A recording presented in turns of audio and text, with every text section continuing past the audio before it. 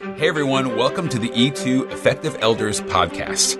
E2 is devoted to coaching your elder team to win by providing biblical and practical resources in authentic relationships. E2 wants nothing more than to equip you to move God's kingdom forward in the place you're serving Jesus. Visit us at e2elders.org and please share this good word with others. Hey folks, thanks for tuning in to the E2 podcast. And as we begin, we always say thanks to CDF Capital for their outrageous generosity for helping us do ministry with and among elders. Today, we welcome Dr. David Fincher, who is president of CCCB. That's a college, up-and-coming college of ours in Moberly, Missouri.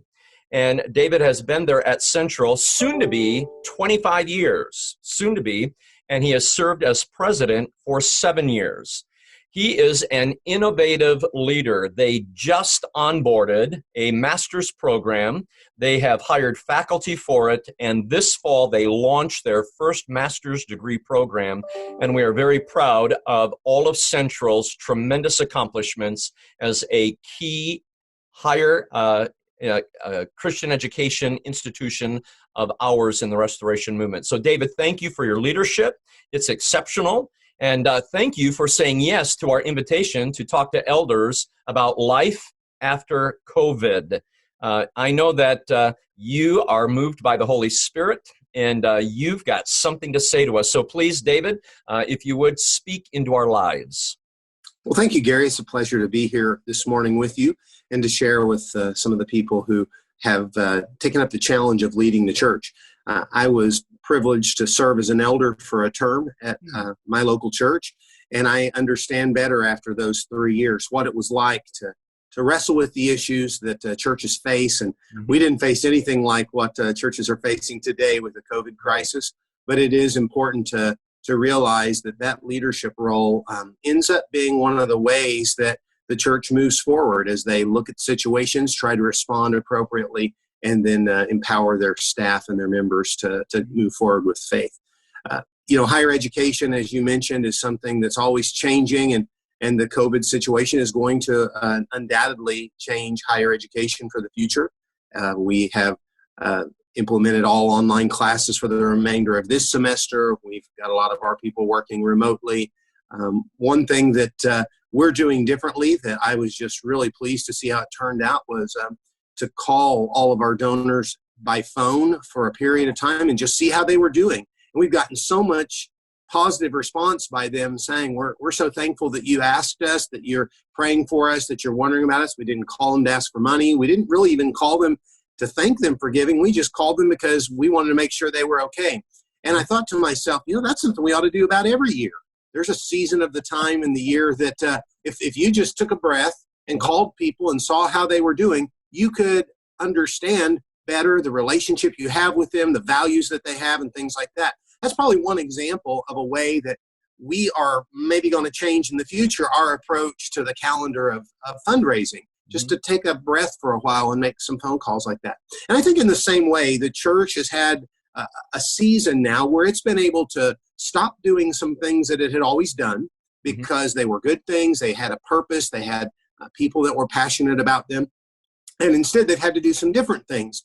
And what I want to challenge elders to do today is to not be afraid to nurture the seeds that you've planted in the past few weeks. Oh, that's a powerful thought. Would you say that one more time? Yeah.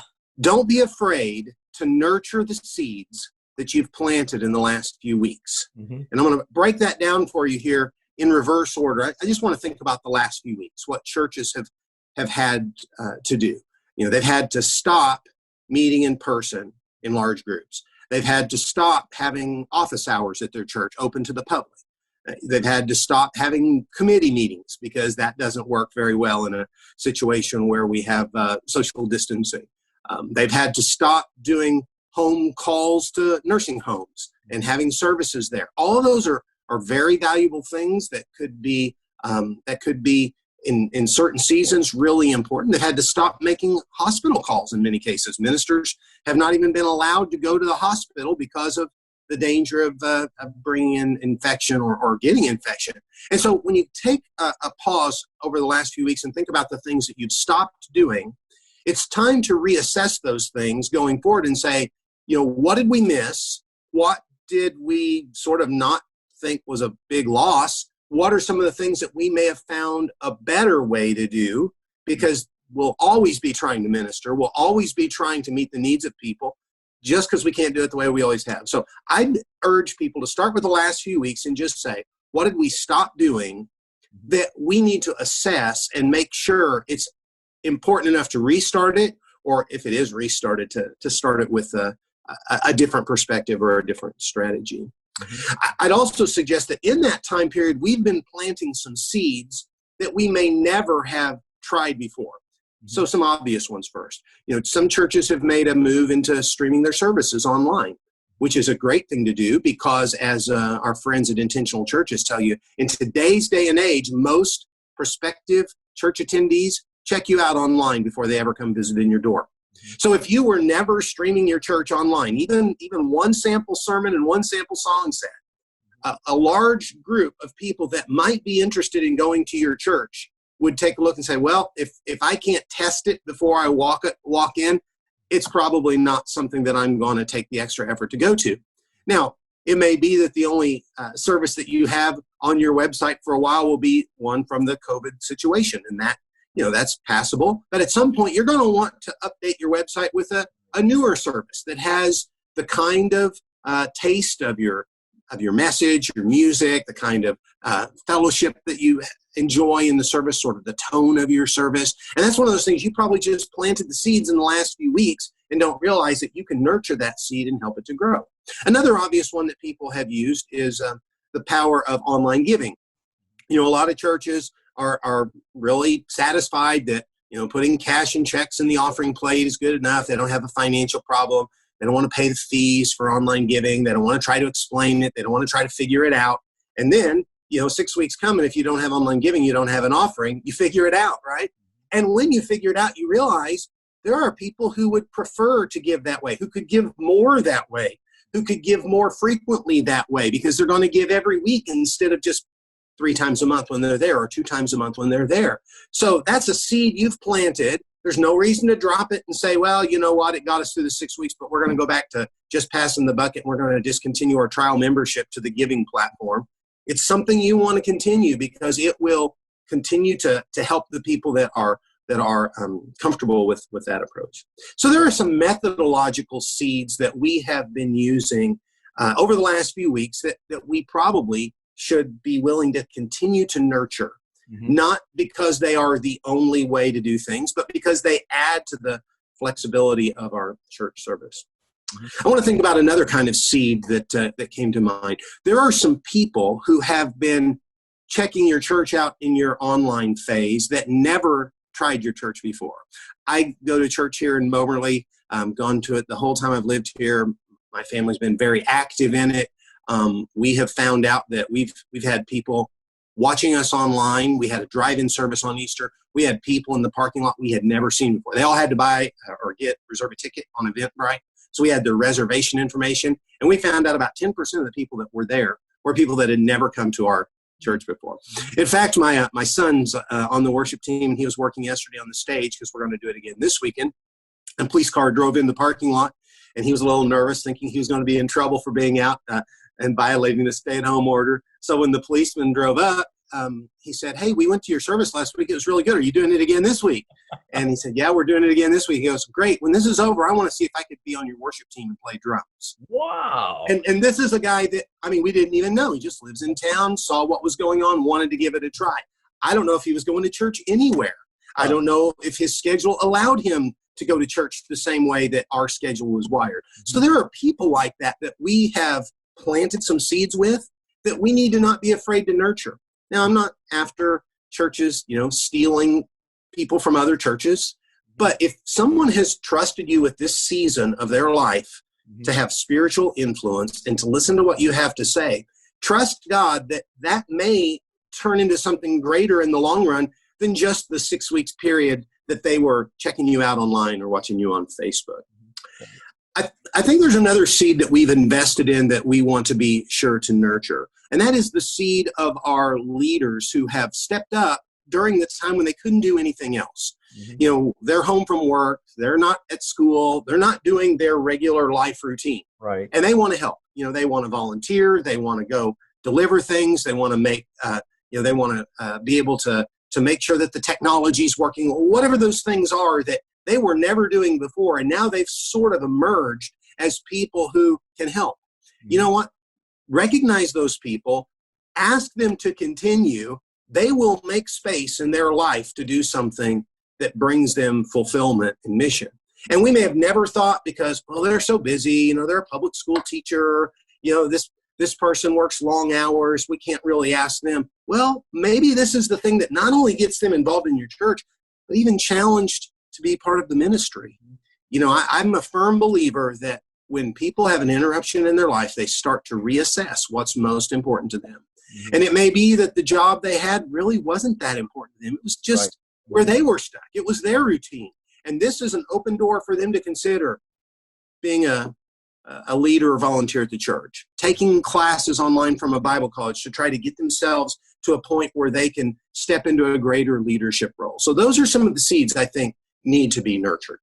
Yeah, no, that's a very good challenge for elders. When we just stop to think, there's much that had to be leveraged very quickly, almost in a sense of immediacy. And rather than jettison those new methods, we do need to nurture those seeds.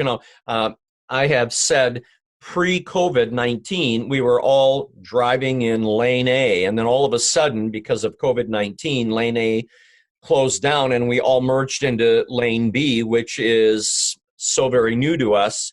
Now, when lane A opens up post-COVID-19, let's not all shift back into lane A. Let's even consider shifting into lane C and think what we can do outside of the box in what will be a new normal for advancing the kingdom of God through the local church. So elders, they really do need to have that 1 Chronicles 12, verse 32 mindset. The sons of Issachar were men who had minds to understand the times. Mm-hmm. And they knew what Israel should do. So in that new era with David as king, we're going to be in a new era, and we need leaders, elders of the church, to think outside of the box, to read the culture around them in their locale, and then know what the local church should do. And that involves nurturing those seeds that have had to be planted in this time of COVID-19. That's a challenge, David. Mm-hmm. Yeah, I want to look at one more seed that you may have planted in your church that needs to be nurtured. And that is a seed of community partnerships. Mm-hmm. I mean, I've heard some wonderful stories of churches working with school districts to deliver lunches, working with local health departments to help with some of their testing or some of their volunteer needs because they are so overwhelmed. Those relationships can be nurtured beyond this crisis as well. Mm-hmm. Most of our churches are sometimes afraid that will detract them from their main mission. We're not here as a church to deliver lunches to children. We're here as a church to teach the truth and worship the Lord. And I understand all that, but I also realize that the visibility, or what some people call the pre-evangelism, that happens when we are working with community partners can actually prevent that mission creep. Because if it's not our mission, we're just helping someone else with their mission, right, then we're not tempted or challenged to incorporate it into our mission. Our role is really clear. We're helpers. We're servants. Right. We're serving someone else, which is what Jesus did. We don't have to create a new ministry to feed children at our church because children are hungry when there's 3 school districts in the city that are doing that and need volunteers and need help. So those seeds that you planted are good ones to nurture. Now, I started my sentence, though, with don't be afraid to nurture the seeds. And I just want to leave you with this challenge and this reminder. It's easy for us as leaders to be afraid. And I think it's easy as elders to be afraid. Some of us are wired that way. We're a little bit more cautious. Some of us have, as we've been around longer, we've seen things go south.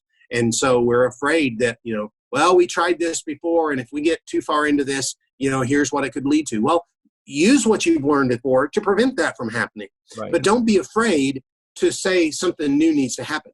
You may have found something over this break that needs to be addressed at your church. It's a fundamental issue, and you're not going to address it right now because it's not the time. There may be a personnel issue that you've realized that the minister who's not coming into the office and not really helping is really not very motivated. Mm-hmm. And a conversation needs to be had with that person. And it'd be easy to just chalk it up to say, well, he or she was, they were kind of unclear on their duties, or they were absorbed by something else. And that's true. It's possible. And that's why a conversation may be helpful to address things that you have recognized in this period of time. You may have a treasurer who has no clue how to work with online banking. Mm-hmm. And in the 21st century, to have a church treasurer who is that far removed from the way the world works is a challenge to the church's financial stability in the future. It may be time to have a hard conversation that you're kind of afraid of. You don't want to blow things up or make people upset. But it may be that these are opportunities to reveal the need for the conversation, that you trust that the Lord will be there, that this will reveal to the person on the other side of the table, you're right. The whole time I was doing this, I was kicking and screaming, and I didn't think it was right. And look, it is right, and I should have been there. And if nothing else, they've learned from it. And if they can't learn from it, that conversation may need to go a step further. But those are the kinds of things that when we come out of this, to have a little bit more boldness that, God is with us when we are doing our best to lead, and we don't need to be afraid of the outcomes. We're right. supposed to fear the Lord, not fear circumstances. Right. The circumstances that we face are not the cause for fear. Right. We fear the Lord, which means we fear not being obedient to him. We fear what would happen if we don't listen to what God has made clear to us to do. And so if this is an opportunity for you to push beyond your fear in leadership and join with what God is doing and what your staff is doing, I think it'll be a great opportunity for you to grow as well. Thank you very much, David, for that encouraging word. It's a very practical challenge as well. You're leading Central Christian College of the Bible in an exceptional manner, and we are grateful for the impact of CCCB, not only in the Missouri area, but far beyond that across the country and even globally. So we're grateful, and thank you for the partnership. It's a privilege for E2 to be a part of the ministry. You spoke a moment ago about partnerships as perhaps being something new for churches in this time of COVID-19. And we look forward to being a part of your faculty in your new master's program. It's a privilege to be invited to provide that kind of involvement. So, David, thank you very much. My pleasure. We're grateful for you. Have a great day in the Lord. Thanks so much, Gary.